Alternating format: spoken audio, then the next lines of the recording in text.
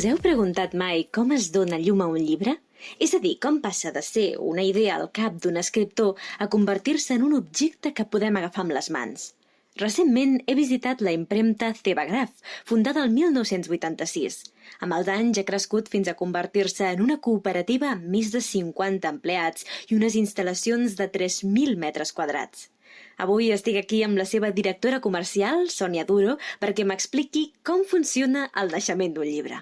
Quins són els passos perquè un llibre vegi la llum? Un cop l'editorial ja té el llibre maquetat, ja té el disseny i us l'envia a vosaltres. Nosaltres, això, els arxius arriben ja com l'editorial Wolf, que s'imprimeixi amb el tamany, amb els espais, tipografia, etc. Prèviament hem parlat i s'ha triat el tipus de paper, el tamany del llibre, si el llibre porta solapa, si no, si la tapa dura, si la tapa es tova, i tots aquests detalls característics, si va cosit, si va encolat, totes aquestes característiques ja s'han definit prèviament. Llavors, el primer pas, quan ens arriba l'arxiu, és que passa pel nostre departament d'impressió. Tenim diverses persones, tenim 7 o 8 persones treballant a preimpressió, que el que fa és una revisió tècnica dels documents que ens han enviat. Què vol dir una revisió tècnica? Evidentment, no és de contingut perquè no ens podem llegir tots els llibres que passen per les nostres mans. Llavors, si hi ha una falta d'ortografia, que alguna vegada ens ha passat, home, si està a la coberta, a la portada, i és molt evident, clar, la veixem i és editorial, que hi ha una falta aquí. Però el que és a l'interior ja això es va a càrrec dels correctors de l'editorial. Sí. Llavors, tècnic vol dir que si té alguna imatge, si són llibres editorials, gairebé mai hi ha imatge, però pot ser que contingui alguna en blanc i negre, o si és un còmic, ahí sí que hi ha molta imatge, no? Però bueno, és un dibuix al final. El que mirem és característiques tècniques de marge, que vingui amb les marques de tall, de la sang per tallar, perquè la gent que està experimentada ja té en compte tot això, però aquí no. I llavors t'ho entrega tal qual, no? I dius, no, és que perquè hi ha molt d'autoedició també, no només les editorials, sinó autors que volen publicar el seu llibre, és el seu primer llibre, i la maquetació se'ls escapa. El que saben és escriure. Per qui no conegui el terme de sang, entenc que són les línies per on les màquines han de tallar, oi, a la pàgina? Exacte, que sempre s'ha de deixar una miqueta més, perquè si no te menges el marge que tu has deixat entre el marge real que vols que hi hagi i el text, i on acaba o on comença el text. Depèn de si és a l'esquerra o a la dreta. Aquest és el primer pas. Nosaltres llavors el que fem és aquesta revisió, és molt, molt, molt exhaustiva, perquè tenim moltíssima cura, és una de les diferències que tenim amb altres impremtes, que també existeix aquest departament. El que passa és que nosaltres som estrictíssims amb això. Primem la qualitat sobretot, per sobre de tot primem qualitat. Un cop està l'arxiu revisat, se torna a l'editorial, perquè si s'ha de fer algun canvi a nivell de maquetació ho facin, i si està ok, l'editorial aprova. Un cop està aprovat aquest document, passa si és una impressió offset, pensem que normalment és una impressió offset, no digital. Les editorials, els tiratges que tenen són d'offset. Passa a una sala on tenim unes màquines que són les planxes, el que diem planxes. Són unes llàmines d'alumini on hi poden caber, aquí ja depèn de la impremta. Nosaltres, per la maquinària que tenim, poden caber 4 A4, més o menys, perquè te facis una idea. 4 pàgines de mida A4. Sí. Una pàgina, si tu agafes un llibre, les pàgines estan numerades, llavors tu en un full tens 2 pàgines. Exacte. Clar, és que a vegades pensem pàgina i ens imaginem un full, però és diferent. És diferent. Un cop passa ahí, fem una impregnació de cada una de les pàgines del llibre. Clar, te poden sortir moltíssimes planxes. Un cop fetes les planxes, el que fem és baixar-les a imprimir en quadricomia sempre. A les impremtes treballem en quadricomia, no RGB. I això és un tipus de colors, oi? La quadricomia és un CMYK. CMYK de C de cian, M de magenta, I de yellow i el black i el negre. A partir d'aquests 4 colors es fan tots els colors. a no ser que vulguis fer servir algun Pantone concret. Però si no, és un femeica.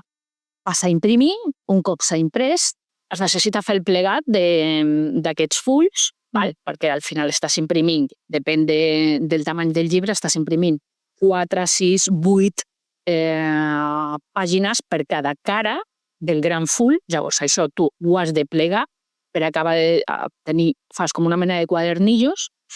Aquests quadernillos tu els has d'encavalgar, és a dir, perquè tu no imprimeixes fulls sueltos. Tu el que fas és imprimir llàmines grans que contenen diferents paginacions que no són correlatives, perquè després quan tu plegues i fas un encavallament, que és posar una dintre de l'altra, no? Com els diaris, que en el cas dels diaris els podem desfer, no? Perquè hi ha alguns que van grapat, no? El mateix. Tu, quan els col·loques així, el que fas és comences a enumerar, a posar ordre a totes aquelles pàgines.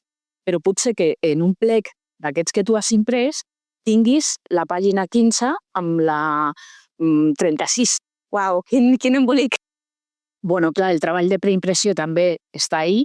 El treball de maquetació no tant, perquè maquetació al final és una pàgina darrere l'altra, i després les màquines també tenen un sistema de seguretat, unes petites lents que revisen la pàgina, que sigui correlatiu. També programa la màquina. Us facilita la feina, això, molt. Sí. Són què? Llavors, un cop tenim els fulls uns a dintre dels altres, llavors aquí entenc que o s'encola o es grapa, no? O es cus. Aquí passa ja a la part d'enquadernació, on tu estàs fabricant la tapa dura amb una altra maquinària. Si és tapa tova, és exactament el mateix procés que l'interior, que es diu la tripa del llibre, però que l'interior del llibre es fa igual si és una coberta tova. I si és tapa dura, es posa un petit cartró de 2 mil·límetres, 2 mil·límetres i mig, per fer la tapa dura. S'embolica, diguem, aquesta tapa dura, se li posa la guarda, que és el que tu tens quan fas un llibre de tapa dura, tu l'emboliques, i després, perquè no es vegi la vora que tu has embolicat, li poses una guarda. Aquesta guarda és per fer bonica. Sí, és com un paper que tapa el cartró, no?, per dir d'alguna manera. I el que es fa ja és la part d'unir l'interior amb les cobertes. L'últim que fas és tallar i embales, envies. Entenc que aquí a Catalunya el que s'imprimeix més és tapa tova amb solapes o sense, i la tapa dura, que diguéssim que són les formes d'impressió més comunes en el sector editorial, no? Sí, totalment. Una curiositat és que els llibres han de ser múltiples de 4 a les pàgines. Perquè quan fem aquest pas d'encavalgat, de posar uns com els diaris que deies, no?, un dins de l'altre, tu quan desmuntes un diari veus que està la primera pàgina amb una altra. No l'última, no, perquè no sé, seria molt gruixut, però no és una pàgina suelta. Llavors, per poder fer aquest procés d'encavalgar, necessitem que siguin múltiples de 4, per un tema de tècnic.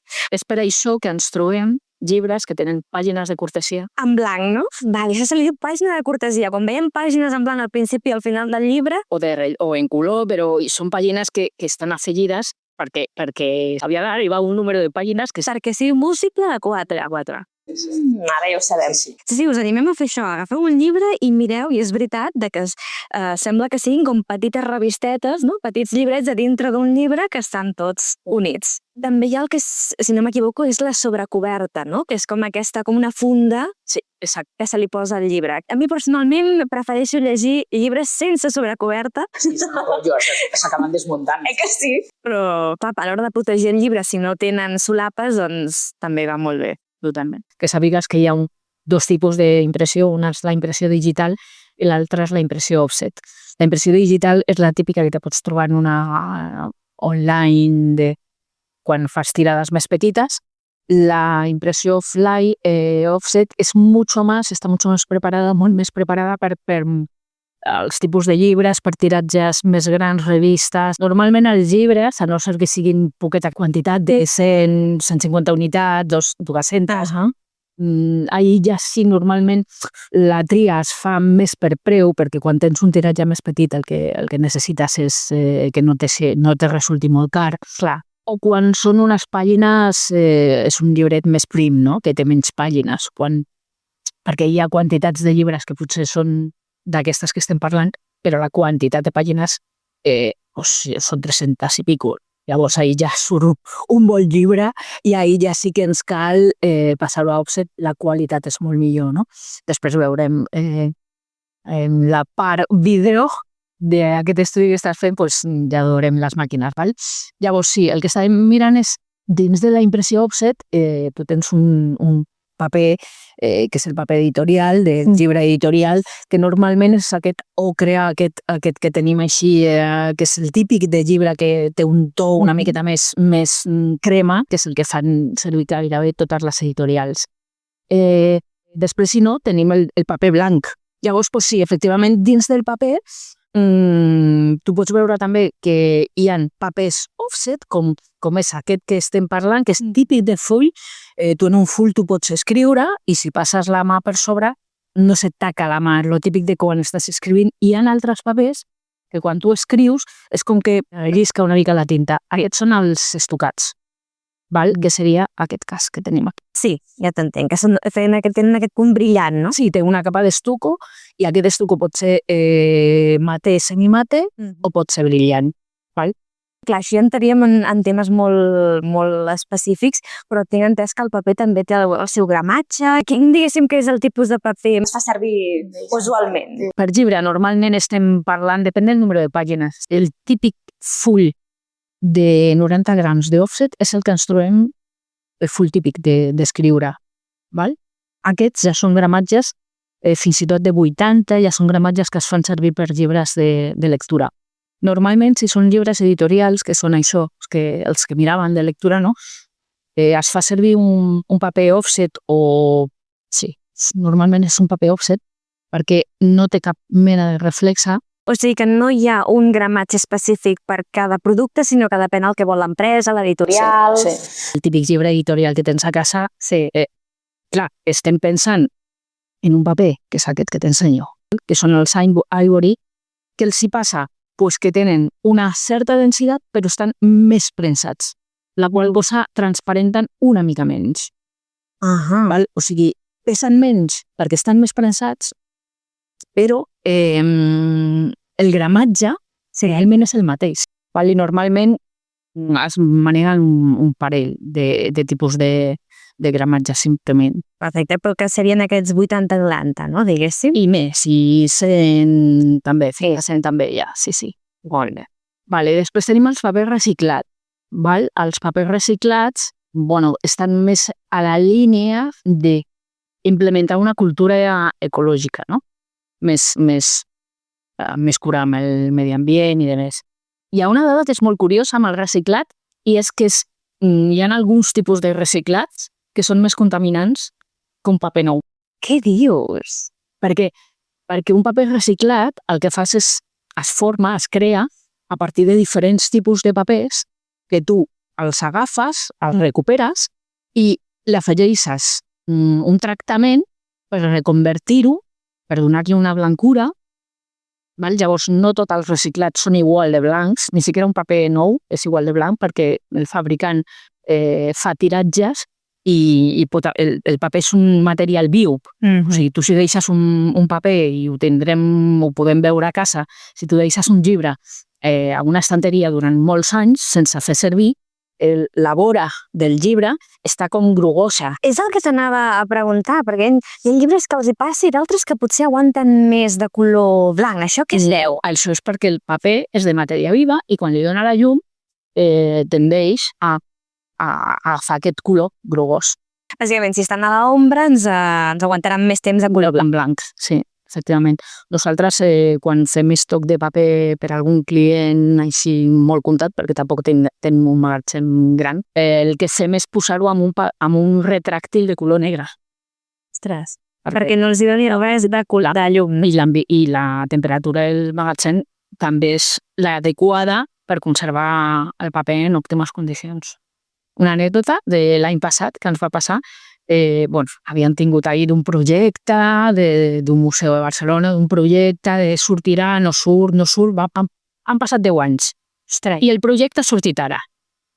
i vam dir, ja veuràs el paper, que el teníem ja comprat perquè el client el volia comprar, el teníem al magatzem. I anàvem de, a veure, ara el paper després de 10 anys estava perfecte, perquè estava almacenat amb òptimes condicions de temperatura i de llum. Te pots trobar amb algunes edicions de llibres o de catàlegs que el paper no acaba de ser exactament el mateix que la primera edició o que l'edició anterior.